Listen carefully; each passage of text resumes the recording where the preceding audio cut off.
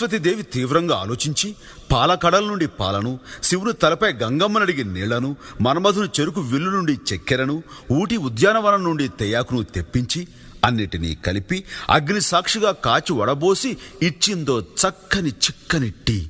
అది తాగిన బ్రహ్మ ఆనాటి నుండి ఈనాటి దాకా రెస్టు లేకుండా సృష్టి కొనసాగిస్తూనే ఉన్నాడు. అంత మహత్తున ఈ టీకి మరో పేరే ఛాయ్ మేరా భాయ్. ఈ ఛాయ్ చరిత్రను నోరారా చెబుతా, నోరూరేలా వినుకోవోయ్. ఆహా. ఆ